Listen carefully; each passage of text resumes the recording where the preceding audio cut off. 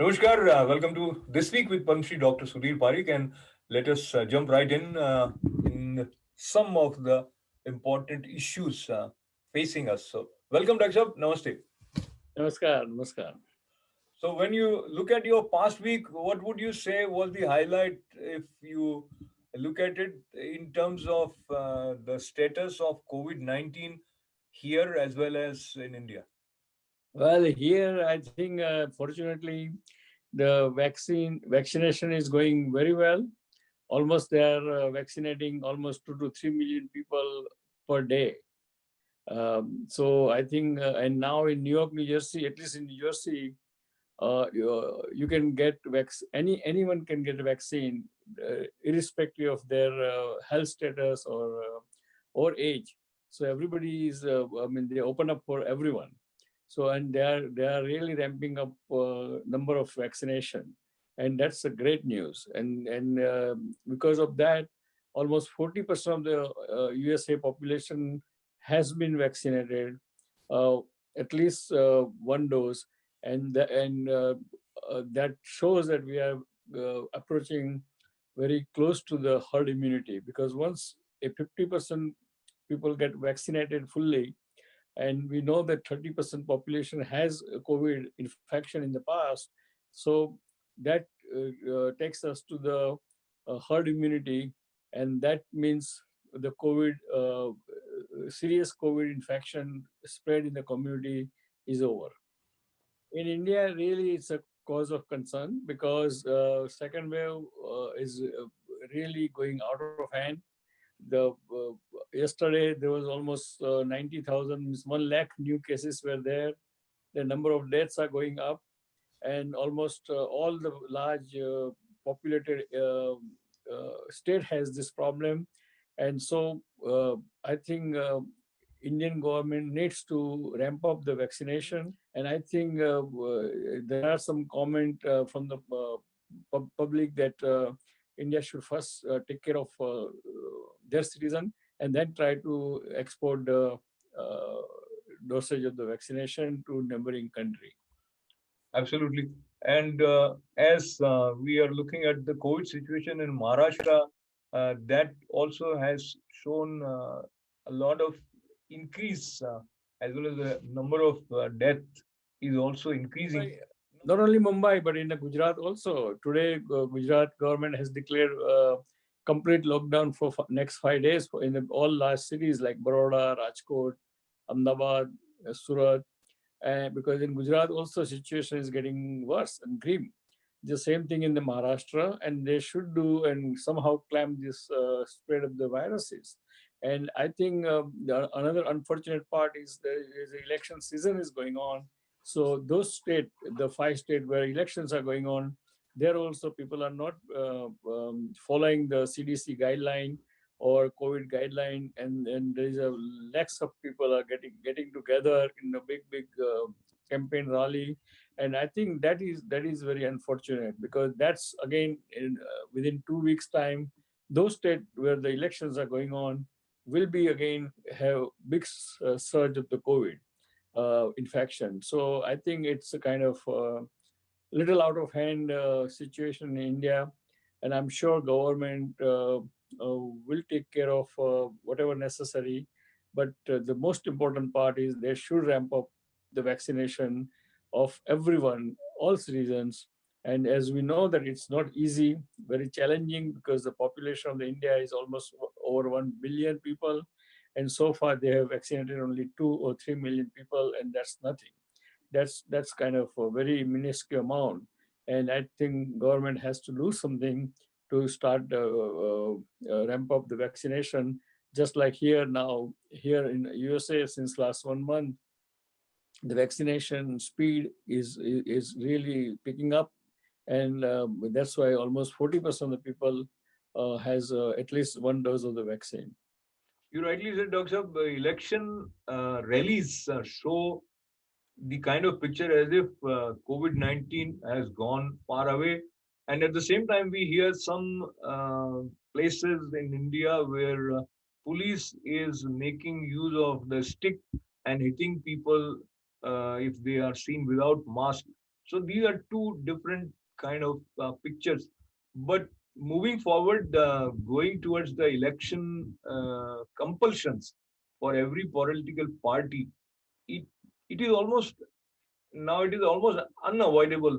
They'll gather, and so moving forward, how do you see No, I the mean, right. In COVID situation, I think government should have, or election commissioner should have declared a different guideline how to campaign. You cannot have same guideline of campaigning what we had pre-COVID area.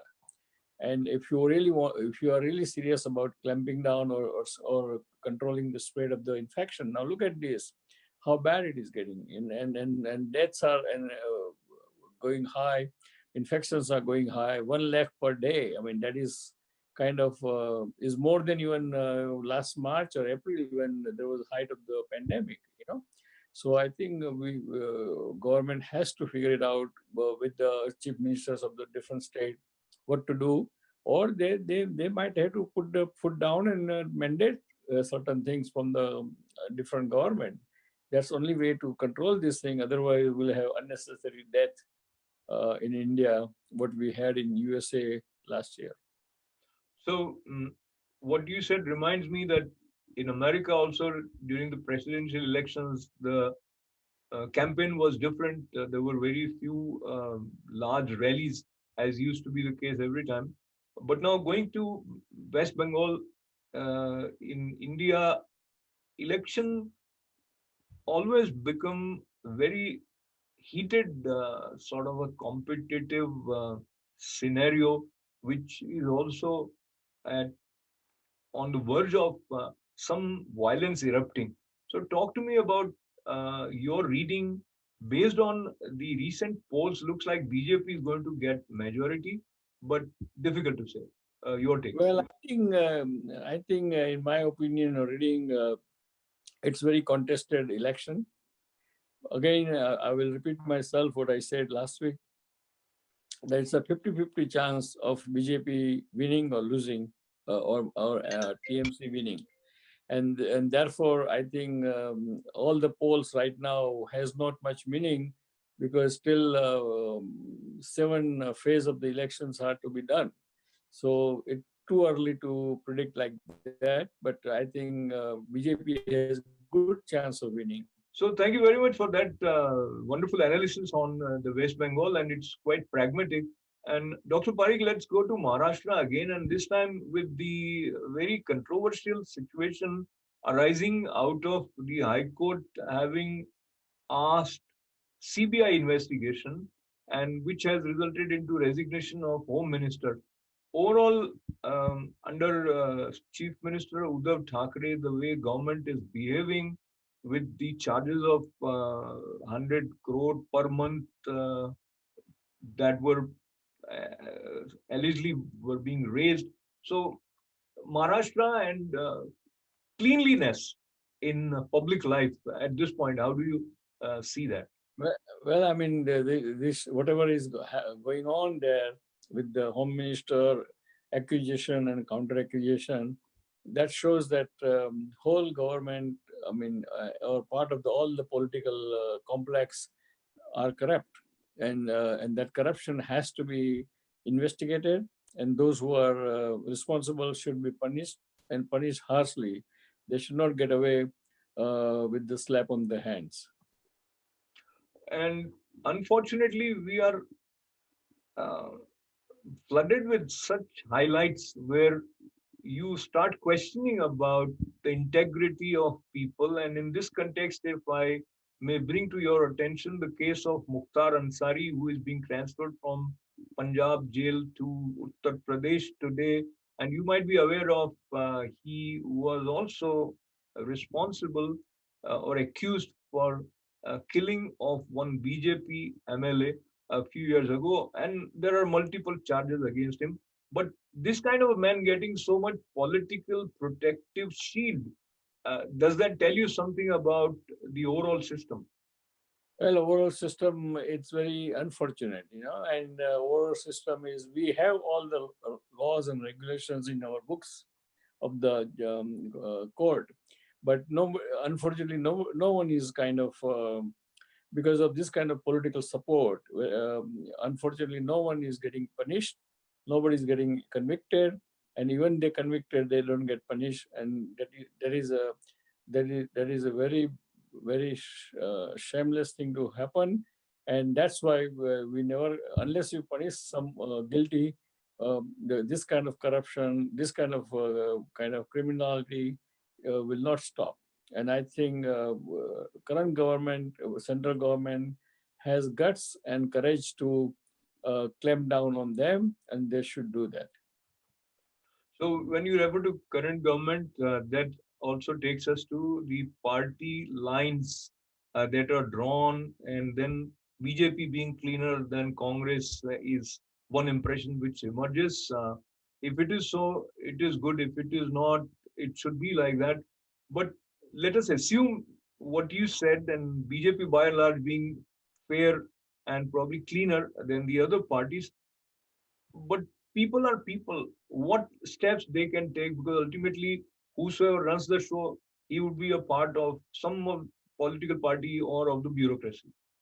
Well, I mean, we are not saying who is cleaner and who is uh, less corrupt than which party. Current government of the Prime Minister Modi is a really strong government, very determined government, and if anyone can do something, this Prime Minister can do something. And we hope that the Prime Minister can take care of this kind of corruption, political favorism, and so forth during his term next this term. So, Dr.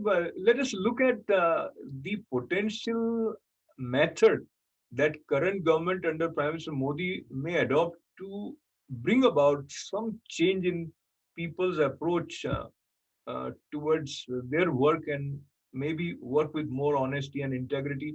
Do you see that possibility? It is possible, and I think this government can do it because the Prime Minister Modi has a very strong will to correct or improve the situation in India, and this government can do it, but they have to do it very even-handedly. It means they cannot let go their own party people versus opposition party people. So they have to, whoever is guilty, they should be investigated. They should be punished in the court, and they should pay the price, and you make a kind of example of them, so no one else can dare to do that. So when you see that Maharashtra government is approaching Supreme Court to prevent CBI investigation, um, how people's perception about the government would become, and what would be the morale of government servants? Well, I think that shows that everyone is trying to manipulate the system in their own favor, and that is very kind of deplorable, unfortunate. And I think high court judgment should be carried out. It should be investigated properly and should be punished. Not only CBI investigation, but then CBI investigation should come to some conclusion rather than fizzled out on the way in the future. So as I said, we move from one state to another. So I go back to Bengal, and the kind of rhetoric which you hear from both party leaders doesn't give a very rosy picture of the current situation.